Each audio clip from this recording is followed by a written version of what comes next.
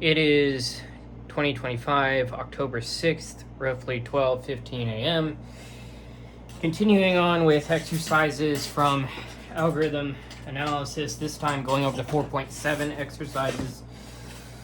Let me scoot a bit closer there.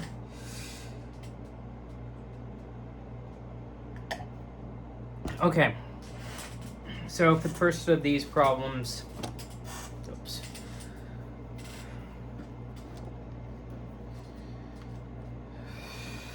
4.7. Yeah, okay. Swap this out for another one.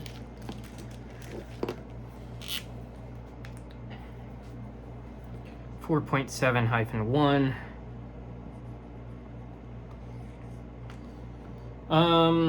We're told to consider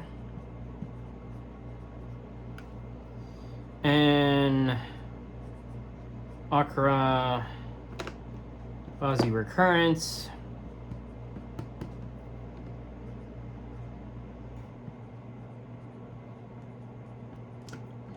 T of n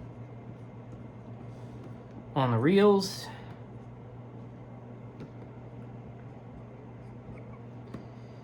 as given and recurrence 4.22, which I'll show in a bit, and define T prime of n as T prime of n being equal to C times f of n plus the sum of A sub I times T prime of n over b sub I from I equal to 1 to k, right? Where c greater than 0 is constant. And so upon considering this, we're told to prove that whatever the implicit conditions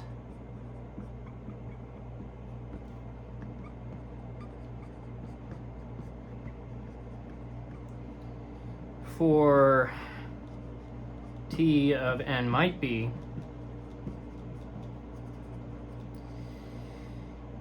there exists initial conditions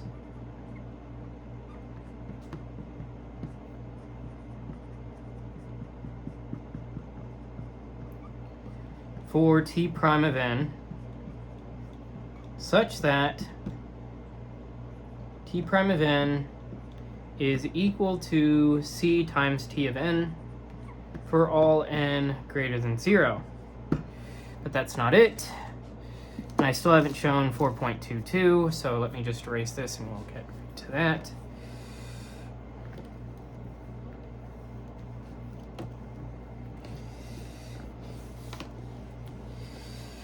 So we are also asked to conclude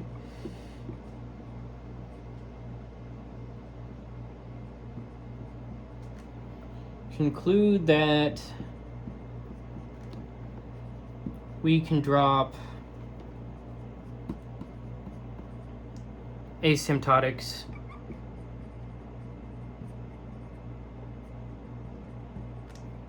on a driving function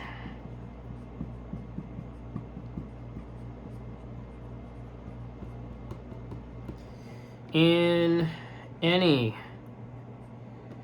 Ch4 quasi recurrence. Oops.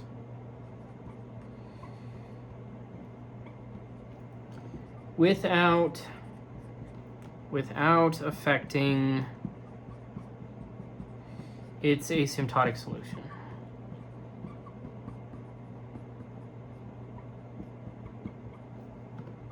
All right.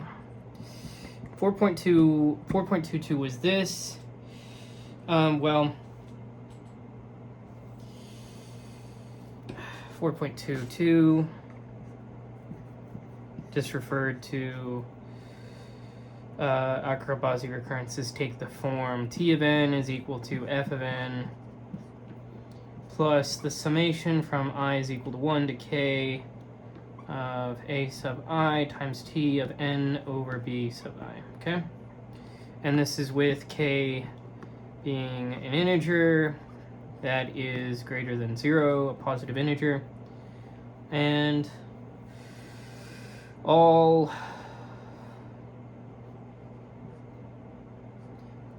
a sub 1 all the way up through a sub k contained within R being positive, and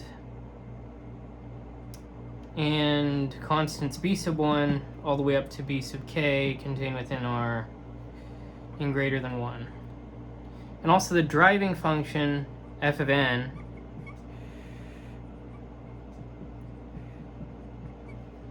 is defined on sufficiently large non-negative reals and is itself non-negative. It has to be greater than or equal to 0, and it's defined on that anyhow. So intuitively, the recurrence is linear in both t and f. Scaling f by c yields a solution scaled by c. If we also scale the base values by c, the entire solution scales. So t prime is equal to c. C times t. Now let's get a look at this more rigorously.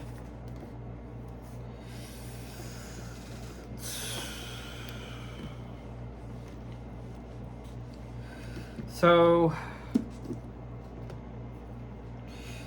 let's let n not be greater than 0. Well, n not. So n sub 0 greater than 0. Be the threshold for which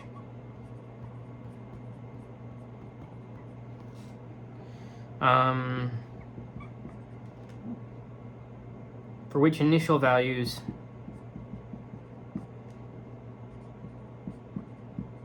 are specified.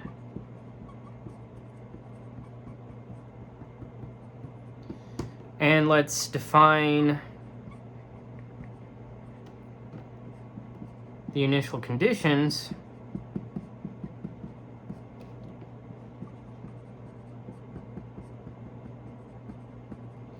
for t prime by t prime of x is equal to c times t of x for all x contained within the interval open starting at 0 and closed ending at n sub 0 and not. We want to prove, we prove by strong induction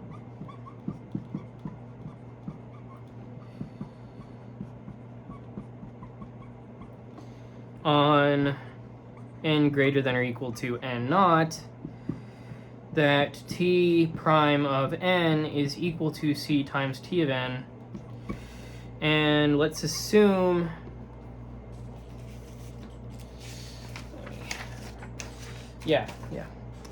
assume for all x less than n with x greater than 0. Okay? Oh, sorry. Assume for all x less than n, we have that x is greater than 0. Okay. Now what can we say with this lengthy setup? Well, relatively lengthy setup. Well, now since b sub I is greater than 1, we have n divided by b sub I is less than n. So t prime of n then is equal to the summation from I is equal to 1 to k a sub I times t prime of n over b sub I plus c times f of n, which is equal to the summation from I is equal to 1 to k of I, a sub I, bracket, open bracket, c times t of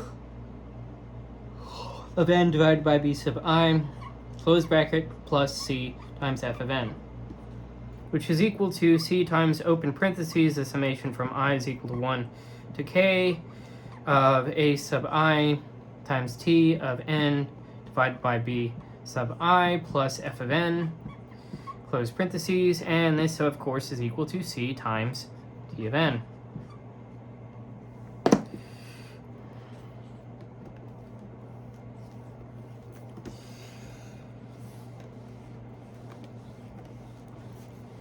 Okay, now together, one second, how do I rewrite this?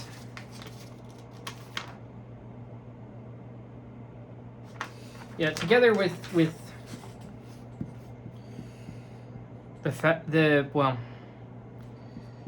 together with the definition, and initial conditions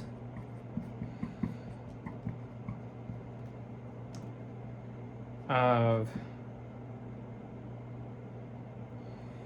t prime of x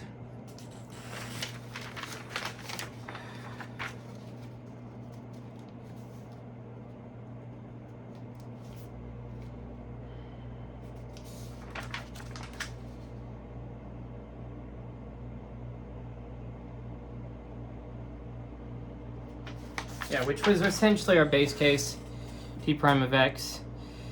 We have that this holds, this being that long string that we looked at there for, I mean to say, not formal string, but t prime of n equal to the summation, all that to get back to c of c times t of n. It's not exactly a base case. It's similar, though. We have that this holds for all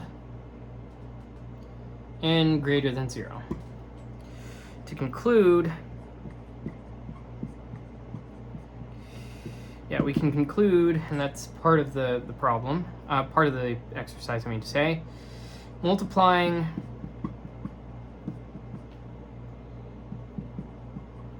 the driving term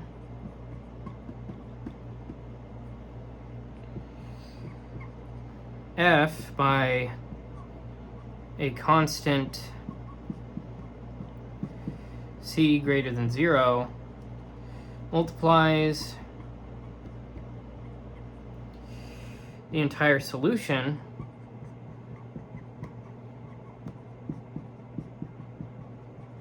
by c. Of course, after scaling base values accordingly.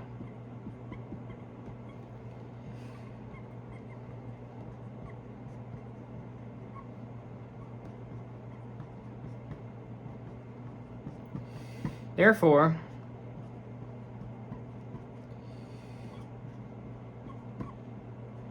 the multiplicative constant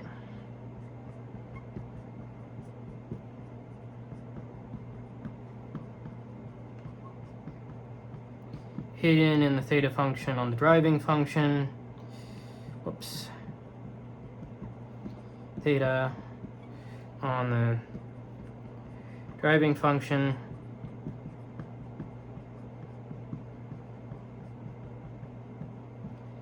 does not change the theta class of the Akra-Bazzi solution.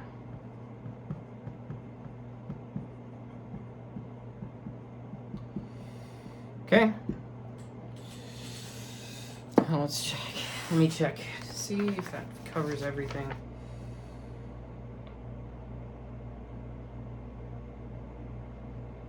Yeah. So so that was telling us to conclude that we can drop the asymptotics on a driving function in any quasi recurrence without affecting its asymptotic solution. Asymptotic solutions, yeah, on the non-driving function. Okay, yeah. Yep. So now let's move on to 4.7-2.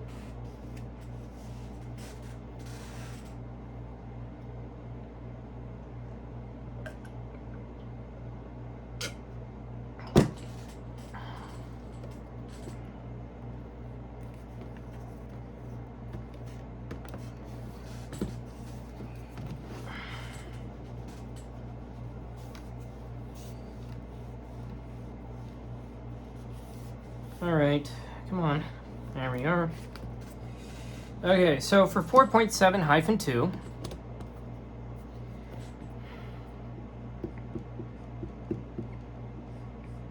what we have is this. Show that f of n is equal to n squared, satisfies the polynomial growth condition, which I'll get to in a moment. Polynomial condition, polynomial growth condition.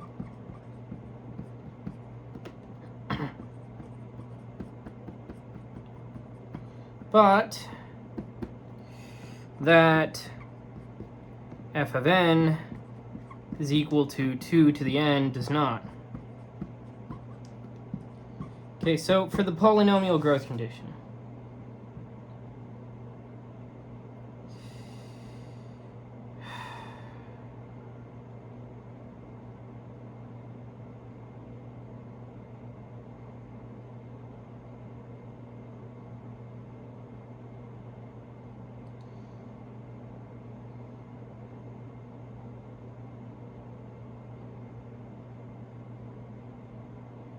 okay, so I'll just sort of acronym this.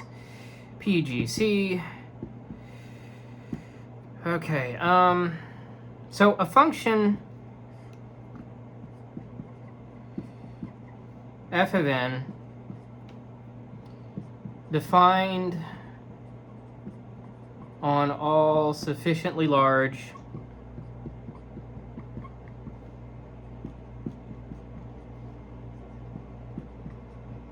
positive reals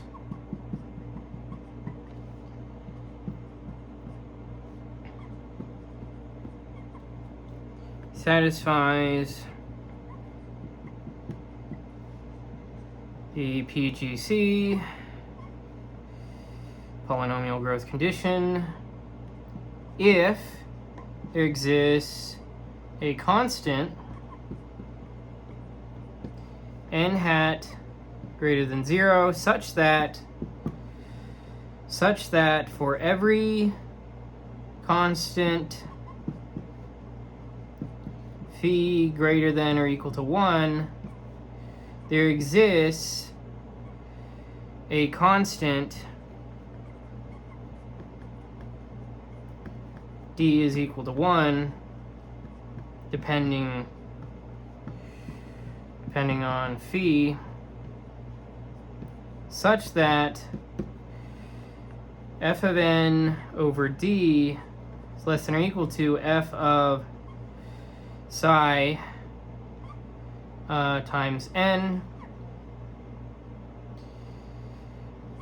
is less than or equal to d times f of n for all 1 less than or equal to psi less than phi and n greater than or equal to n hat. So a function f of n defined on all sufficiently large positive reals satisfies the PGC if there exists a constant n hat greater than 0 such that for every constant phi greater than 1 there exists a constant d greater than 1 depending on phi, such that f of n over d is less than or equal to f of psi times n less than or equal to d times f of n for every 1 less than or equal to psi less than or equal to phi, and n greater than or equal to n hat. Simple enough. So to a first order, the book notes here, it says that f of n satisfies the property that f of theta of n is equal to theta of f of n. So that's a good little heuristic for that, right? So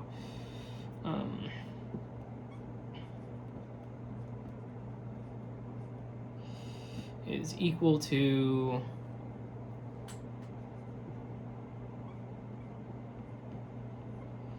right. It's stronger than that, but this is sort of a rule of thumb thing to keep in mind. Yes, that f of theta of n is equal to theta of f of n is essentially what, well, to a first order what this says. Okay. Now, let me try and... So intuitively, polynomials scaled by fixed powers.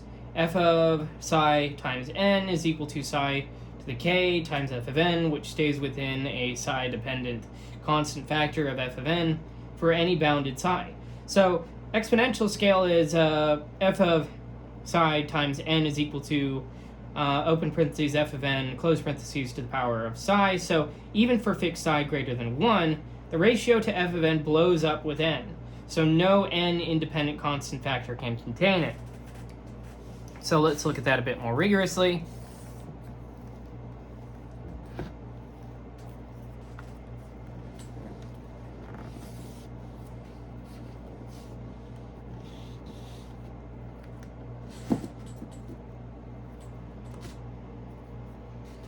So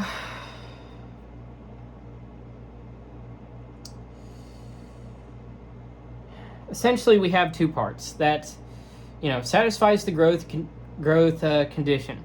And then we have but that f of n is equal to 2 to the n. Does not. Okay, so let's break this into two parts, and let's start with the first part. That is f of n is equal to n squared satisfies PGC, the polynomial growth condition. So for any, I want to say for any psi greater than or equal to 1, we want f of, well, think about this. So going back to our definition of that, well, f of phi, f of psi times n, f of psi times n is equal to n squared. No, that's equal to, open parentheses. My neck is giving me troubles. Give me a moment. Okay. It's equal to psi time is equal to, open parentheses, psi times n close parentheses squared is equal to psi squared times n squared, which is equal to psi squared f of n. Okay.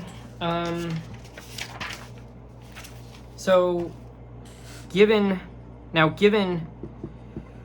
an arbitrary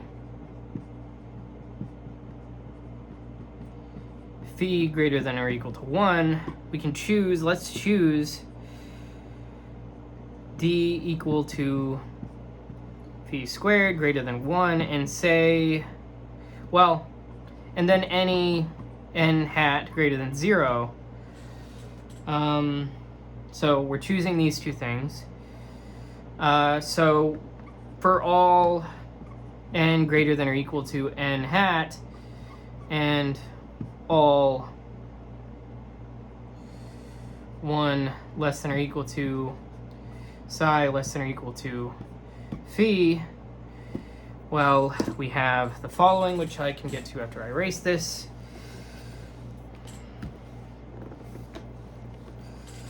That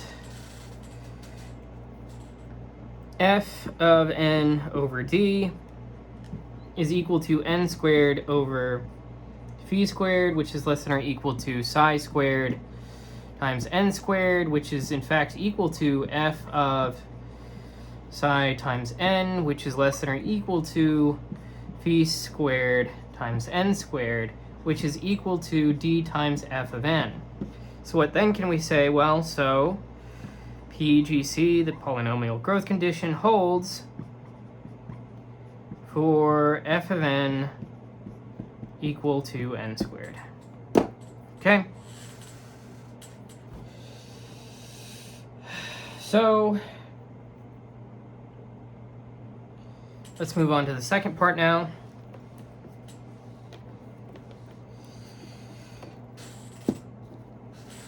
For the second part, we want to show f of n is equal to 2 to the n does not satisfy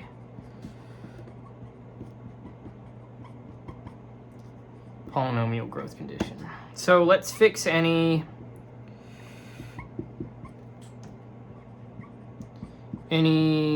phi greater than 1.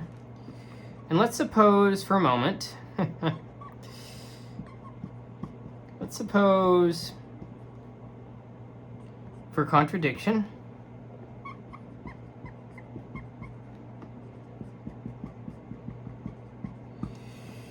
that there exists d greater than 1 and n hat satisfying PGC. Well, then we should be able to take let's take phi is equal to psi. Well, psi is equal to phi. Then what can we say then? Then for all n greater than or equal to n hat, what we then have is that f of phi times n over f of n would be equal to, well, 2 to the phi of n over 2 to the n, which would be equal to 2 to the open parentheses phi minus 1 close parentheses times m, and this is less than or equal to d. But there's a problem with that, which I'll get to in a moment. And that is that, okay, but 2 to the open parentheses phi minus 1 times, close parentheses times n approaches infinity. As n approaches infinity, which is a contradiction. It contradicts the existence of an n independent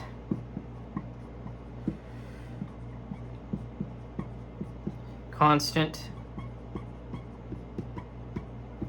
d. So no such d exists.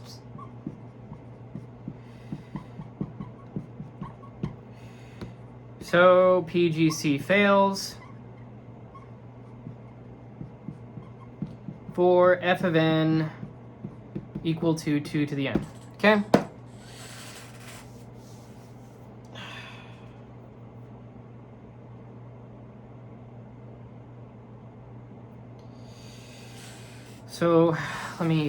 So that's it for part 2 and part 1. So what's the takeaway from these two parts in this exercise? Well, let's conclude.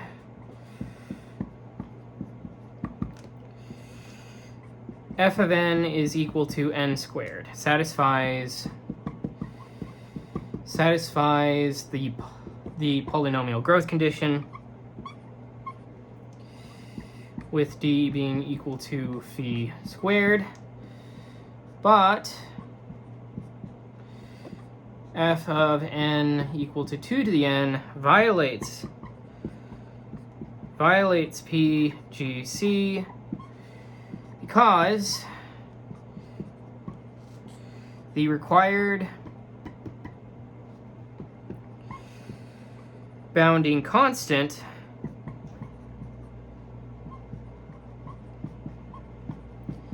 d cannot be independent of n.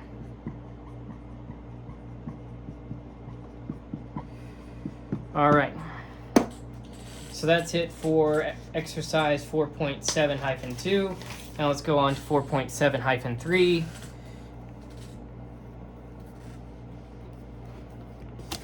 Oops.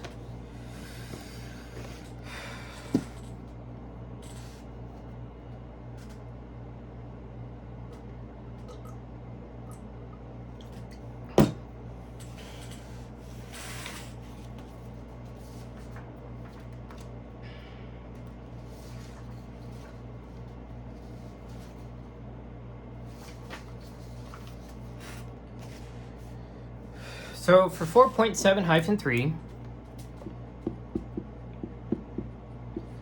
we have let f of n be a function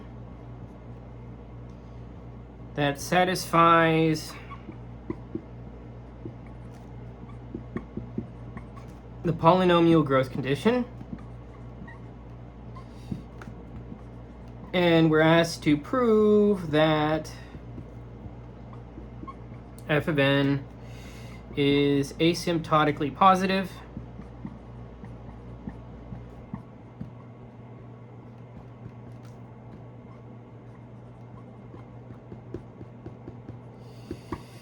i.e., that is, there exists a constant n not greater than 0, or, n sub 0 greater than or equal to 0 such that f of n is greater than or equal to 0 for all n less than or equal to n sub 0. So, well, intuitively speaking, let's plug psi is equal to 1 into the PGC. Then for all large n, we must have f of n is, we must have f of n over d is less than or equal to f of n, which is less than or equal to d times f of n, with d being greater than 1. Now, if f of n were negative, the right inequality would read f of n is less than or equal to d times f of n, with d of f of n being less than f of n being impossible. So f of n cannot be negative for sufficiently large n. So let's look at this more rigorously.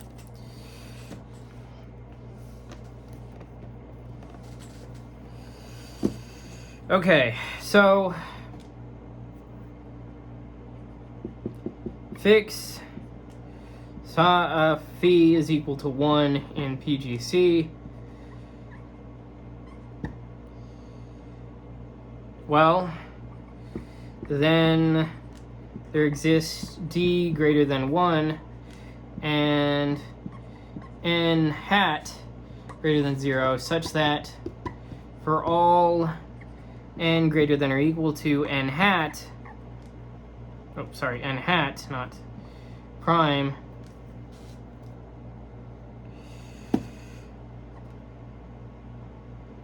such that for all we have f of n over d is less than or equal to f of n, which is less than or equal to d times f of n. Let's just define this to be asterisk 1, this whole thing over here, right? Okay, so let's suppose for contradiction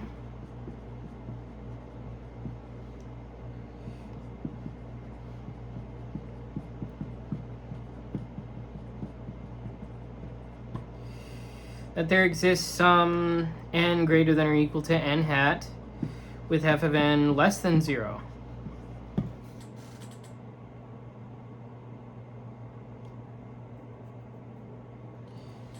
Okay.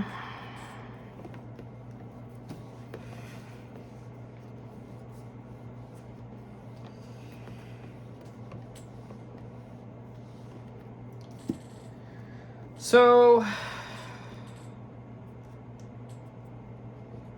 since d is greater than 1, and f of n is less than 0, we have d times f of n is less than f of n.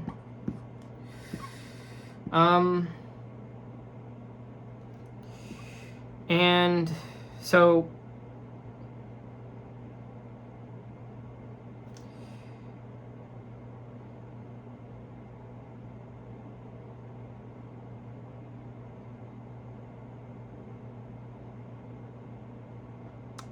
there's a problem with that, which is that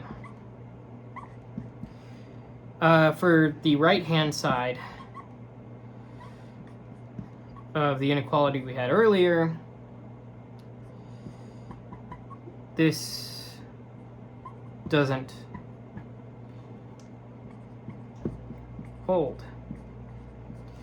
That is to say, for that we had, how do I say this? Yeah, for that we had that f of n is less than or equal to d of f of n, and here d of f of n is supposed to be less than f of n, which is a contradiction. So no such n exists.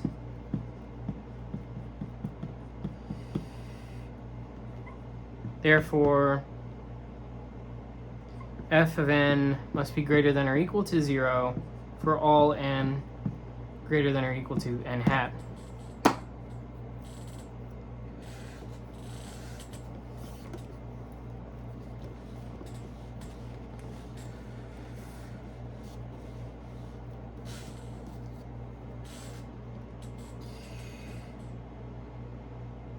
And if we set n not equal to n, and this is just me sort of going on, we've kind of already shown it, but let's just say we set n not equal to n hat, well then f of n is greater than or equal to O for all n greater than or equal to n not, so that is to say f is asymptotically positive.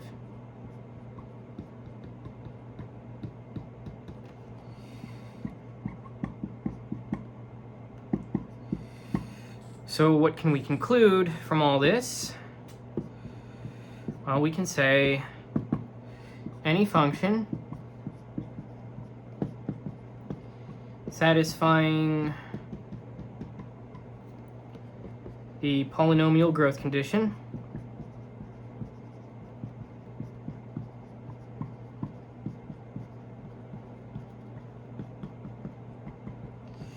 is eventually non-negative.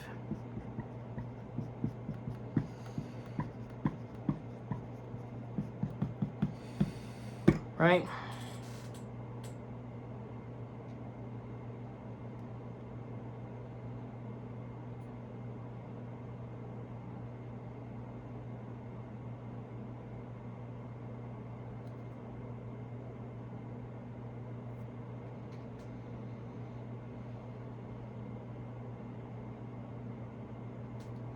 And more strongly, this is a stronger case. So it's one thing to say that something is never negative. It's another thing to say that that thing is also not equal to 0 as well. Also, and more strongly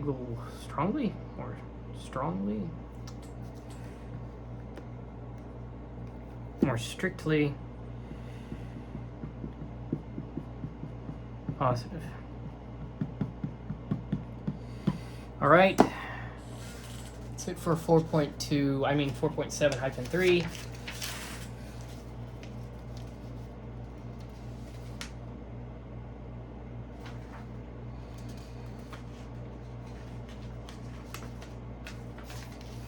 Let's look at 4.7-4. Well,